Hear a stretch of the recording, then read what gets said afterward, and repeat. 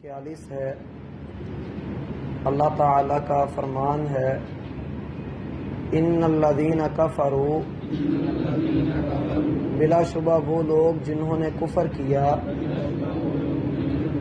بالذکر قرآن کے ساتھ، لما جاءہم جب وہ ان کے پاس آیا، وَإِنَّهُ اور بے شک وہ، لَکتاب یقیناً کتاب ہے، عزیز نہایت بلند مرتبہ، لا یأتیہ نہیں آ سکتا اس کے پاس، الباطل من بین یدیہ اس کے آگے سے، ولا من خلفہ اور نہ اس کے پیچھے سے، تنزیل اتاری گئی ہے، من حکیم حمید بڑے حکمت والے قابل تعریف کی طرف سے۔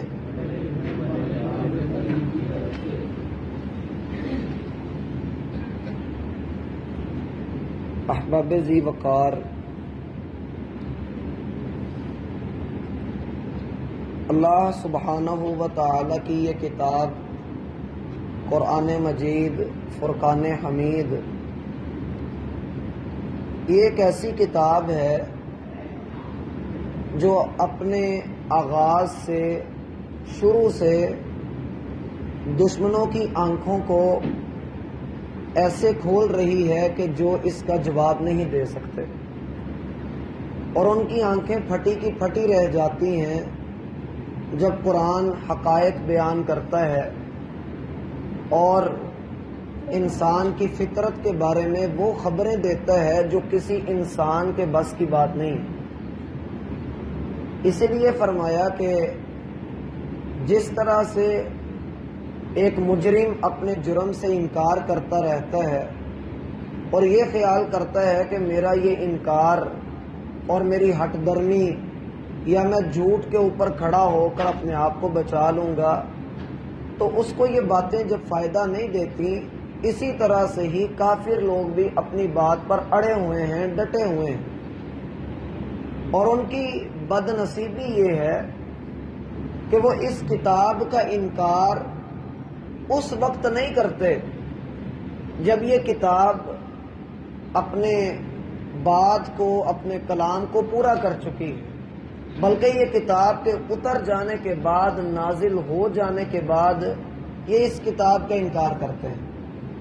یا بعض نے یہ معنی بھی کیا کہ کتاب کا انکار اس وقت کرتے ہیں جب یہ ان کے سامنے اتر رہا ہے، یعنی پوری بات نہیں سنتے، کسی سنی سنائی بات کی وجہ سے ان کو نہیں چٹلاتے، یہ کسی دلیل کے ساتھ قرآن کا انکار نہیں کرتے، بس ہٹ درمی کی وجہ سے انکار کر دیتے ہیں، ہم نے ماننا ہی نہیں ہے۔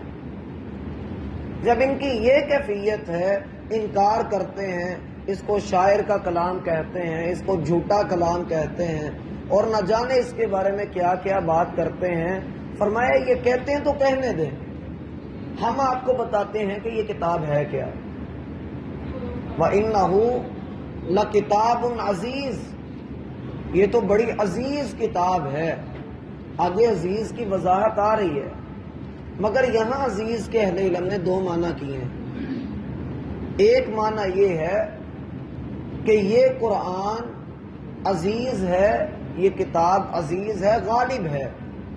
عزیز کا معنی غلبے والا، تو یہ کتاب غلبے والی ہے۔ غلبہ اس اعتبار سے کہ آج تک کوئی انسان اس کتاب کی جوابی کاپی نہیں لکھ سکا کہ میں اس کا کوئی جواب دوں، میں اس کے حقائق کو، اس کی بیان کردہ باتوں کو، اس کے اندر اللہ رب العالمین نے تہذیب و تمدن کے جو قوانین اور اللہ رب العالمین نے انسانی فطرت کے بارے میں جو کچھ بتایا ہے، میں اس کا رد کروں۔ یہ ایسی کتاب ہے جس نے سب پر غلبہ پا لیا ہے، اس جیسی کوئی کتاب ہے ہی نہیں، نہ اس کا کوئی جواب لکھ سکتا ہے۔ اور غلبہ یہ بھی ہے کہ اس کتاب کے جیسی اور کوئی کتاب ہے ہی نہیں، نہ ہو سکتی ہے۔ تو اللہ رب العالمین نے اسے بنایا غلبے والی کتاب۔ اگر یہ لوگ آپ کی بات کا انکار کر رہے ہیں، اس کتاب کو دبانے کی کوشش کر رہے ہیں، اس کے پیغام کو دبانے کی کوشش کر رہے ہیں، کرنے دیں۔ ایک وقت آئے گا کہ جس کتاب کو رب نے غلبے والی کتاب کہا ہے اس نے غالب ہونا ہی ہونا۔ چاہے یہ لوگ جتنا مرضی اپنی طرف سے پھونکے مار لیں، اس چراغ کو بجھانے کی کوشش کر لیں، اللہ نے اس کو بجھنے کے لیے نہیں بنایا، اللہ نے اس کو غلبے کے لیے اتارا ہے۔ اسی لیے 28ویں پارے میں انشاءاللہ ہم پڑھیں گے، اللہ نے فرمایا کتب اللہ لأغلبن انا ورسلی، اللہ نے یہ بات لکھ دی ہوئی ہے کہ میں نے اور میرے رسولوں نے غالب آنا ہی آنا ہے۔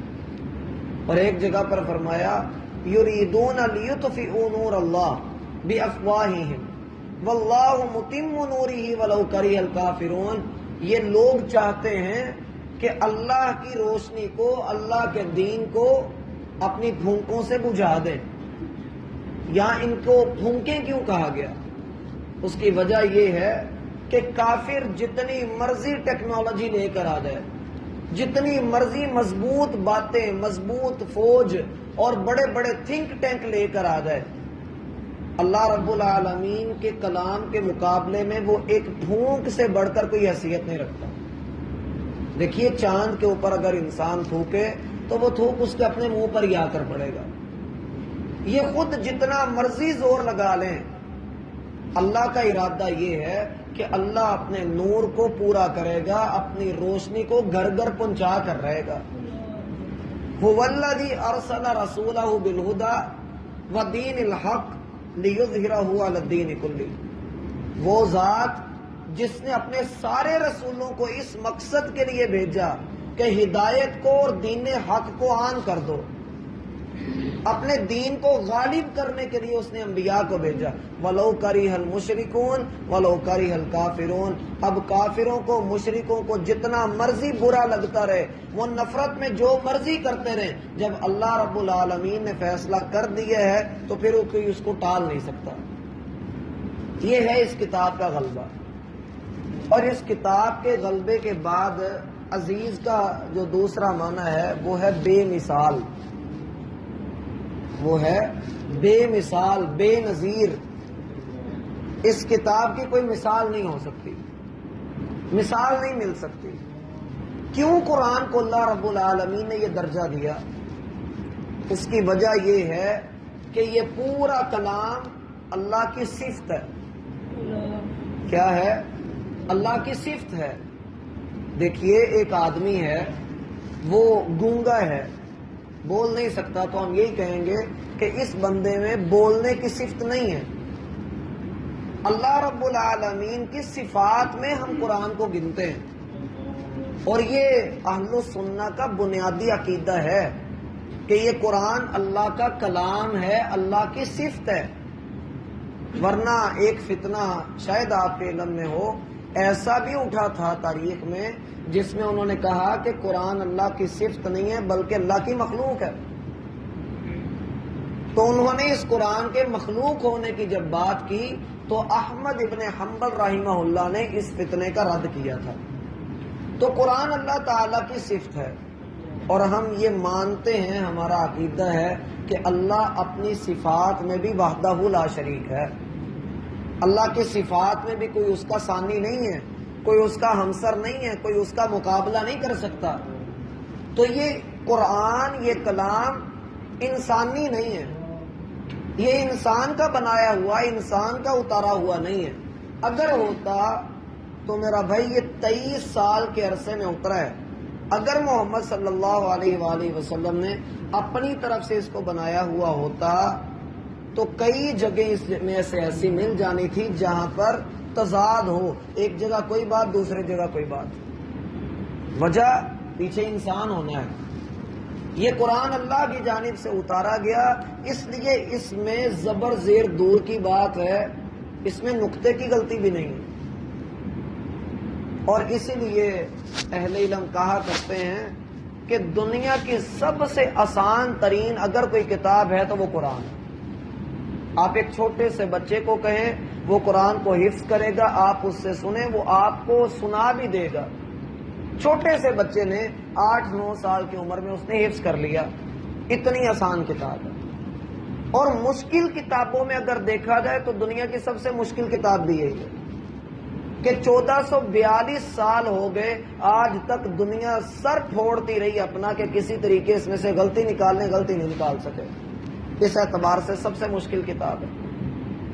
اسی لیے نبی کریم صلی اللہ علیہ وآلہ وسلم نے یہ بات فرمائی، خیرکم من تعلم القرآن وعلمہ، تم میں سے سب سے بہترین وہ ہے جو قرآن سیکھتا ہے اور قرآن سکھاتا ہے. یہ بلا وجہ بہتریوں کے سرٹیفکیٹ نہیں ملتے. اس کی وجہ پیچھے یہ ہے کہ جب انسان اس کلام کے ساتھ جڑتا ہے جو رب ذوالجلال کا کلام ہے. اکرمہ رضی اللہ عنہ جو ابو جہل کا بیٹا ہے، اسلام قبول کر لیا. تو اسلام قبول کرنے کے بعد حالت یہ تھی کہ قرآن کو اپنے چہرے کے اوپر رکھتے اور رو پڑھتے اور کہا کرتے تھے ھذا کلام ربی، یہ میرے رب کا کلام ہے، یہ کسی انسان کا کلام نہیں ہے. اور واللہ میرا بھائی کہ قرآن کو اگر سنا جائے، اس کو پڑھا جائے، دل کے ساتھ اس میں ڈوب کر اترا جائے، اللہ کی قسم آنکھوں سے آنسو نہیں بند ہوتے. انسان دیکھتا ہے کہ اللہ رب العالمین نے مجھے کتنی رحمت میں رکھا ہوا ہے. یہ قرآن انسان کا ہاتھ پکڑ کے اس کو ان جگہوں پر لے جاتا ہے جہاں پر انسان کے بس میں جانا نہیں ہے کہ وہ اکیلا چلا جائے. یہ قرآن اس کو ان جھروکوں میں لے کر جاتا ہے جن سے انسان آنکھیں بند کر کے گزر رہا ہوتا ہے، غور نہیں کرتا. یہ قرآن اس کو بتاتا ہے کہ بھائی تو یہاں پر آنکھیں کھول، تجھے پتہ لگے کہ اللہ رب العالمین تجھے کہتا کیا. اس لیے اس کتاب کی نہ تو کوئی مثال ہے اور نہ اس کتاب کے اوپر کوئی غالب آ سکتا ہے. بقیہ اس کی تفصیل انشاءاللہ ہم اگلی ملاقات میں پڑھیں گے. اللہ تعالیٰ سب کے لیے آسانیاں فرمائے.